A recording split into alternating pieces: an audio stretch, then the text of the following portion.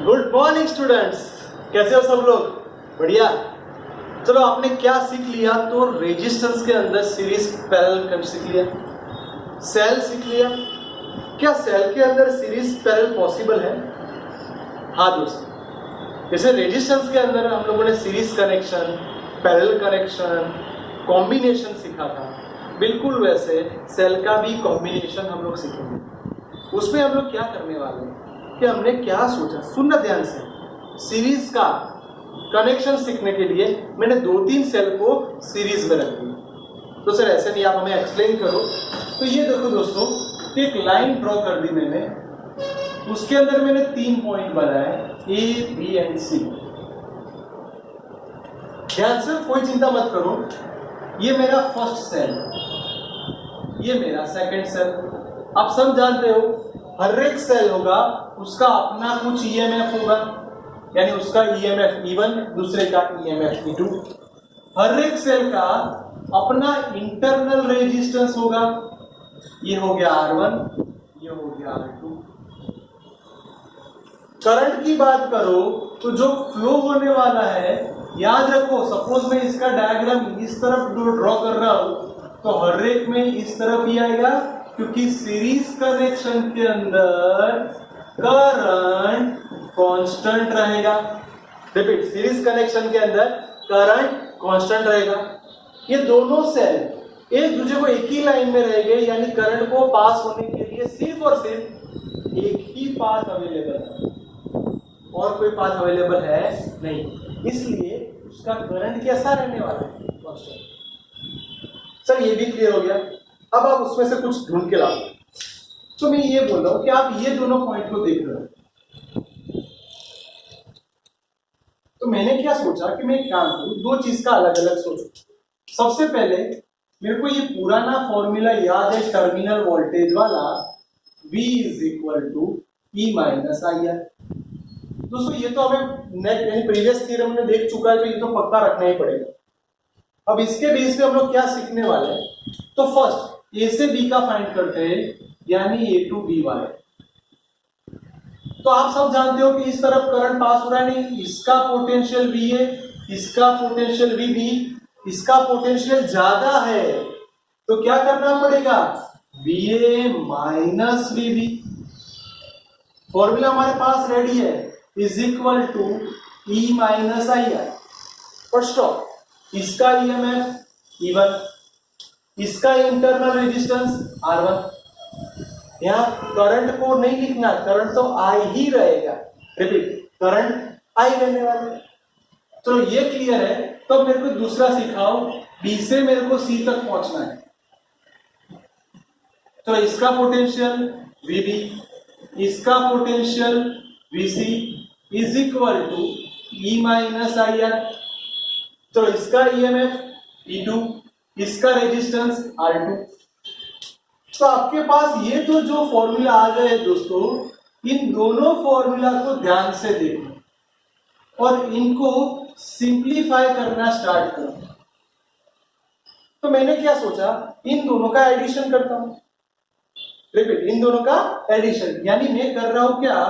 तो 1 + 2, इनका left side का लिखता हूं, VA - VB + VB - VC। क्या किया? दोनों के लेफ्ट साइड वाले को एक साइड रख दिया, बिल्कुल वैसे दोनों के राइट साइड वाले को एक साइड रख दिया। दोनों का एडिशन ही किया है दोस्तों। क्या मिला? तो आप देख सकते हो, ये VB कट हो गया।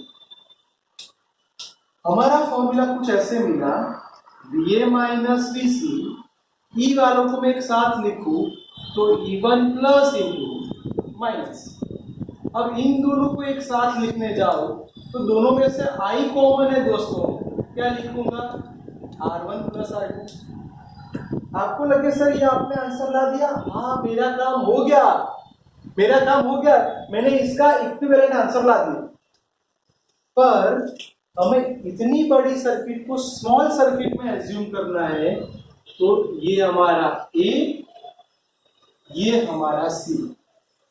अब इन दोनों के बीच में मेरे को पता नहीं है ये रेजिस्टेंस, ये इंटरनल है। सपोज मैंने ऐसा एज्यूम कर दिया कि इसका ईएमएफ आर इक्विवेलेंट, इसका रेजिस्टेंस आर इक्विवेलेंट।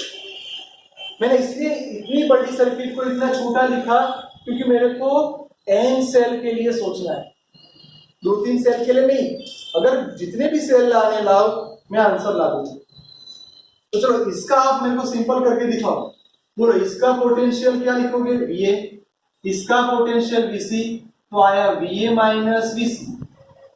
बोलो इसका ईएमएफ E इक्विवेलेंट I, इसका इंटरनल रेजिस्टेंस R इक्विवेलेंट। तो इन दोनों को ध्यान से देखने के बाद आपके माइंड में कुछ आ रहा है कि नहीं आ रहा है दोस्तों? आ रहा है कि नहीं आ रहा है? आ रहा है। इसका मतलब ये हुआ कि E इक्विवेलेंट का मतलब E1 प्लस E2 हो गया, as well as R equivalent का मतलब R1 प्लस R2 हो गया। अगर ये सोचो कि आपके पास n सेल है, n, तो कुछ नहीं करने का, बात सिंपल है। VA minus VC equal to summation EI, I running from 1 to n।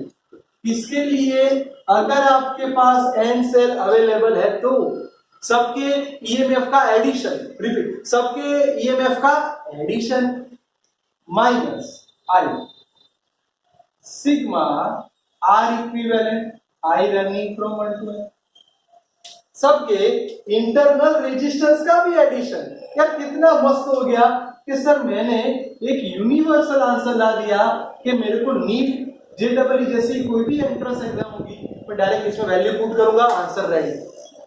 तो थियरम तो आपने सीख ली, शॉर्ट ट्रिक भी सीख ली, कुछ नया। तो सर ऐसा नहीं है कि एक ही टाइप का कनेक्शन, सीरीज में भी 2 टाइप रहते हैं। कैसे? जैसे कि डायग्राम समझोगे तो क्लियर होगा। ये हुआ यानी नेगेटिव पॉजिटिव, नेगेटिव पॉजिटिव, तो उसको हम बोलेंगे हेल्पिंग कंडीशन। क्या बोलेंगे दोस्तों? Helping condition. हेल्पिंग कंडीशन के अंदर ईएमएफ का एडिशन हुआ और इंटरनल रेजिस्टेंस का भी एडिशन हुआ। टेक्स्ट बुक में नहीं है, हमें ये सीखना पड़ेगा क्योंकि एमसीक्यूज में आएगा। अगर कनेक्शन ऐसा है, ऐसा कनेक्शन है दोस्तों, तो ये सीरीज हुआ, उसके अंदर हेल्पिंग हुआ। अगर मैंने पूरा चेंज कर दिया लाइक दिस, या फिर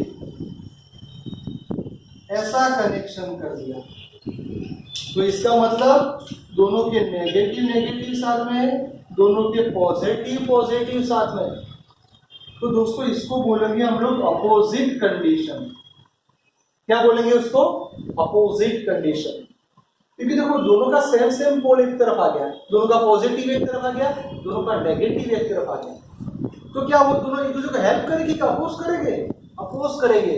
इसलिए अपोजिट कंडीशन जिसके अंदर कंपल्सरी ईएमएफ का सब्ट्रैक्शन होता है। यानी मैं ऐसा बोलूं कि इसका E1, इसका E2, अगर E1 ज्यादा है तो मैं क्या करूंगा? E1 माइनस E2 करूंगा। हाँ, इंटरनल रेजिस्टेंस में तो एडिशन ही होगा, ईएमएफ में प्लस और माइनस चेंज होगा, इंटरनल रेजिस्टेंस में तो एडिशन ही होगा। दोस्तों प्लीज, ये कोई रेफरेंस बुक में नहीं दिया, इसको आप अच्छे से लिख दो।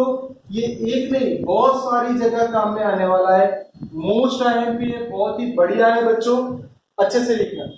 ये है हमारे सेल का सीरीज कनेक्शन। आईएमपी टॉपिक में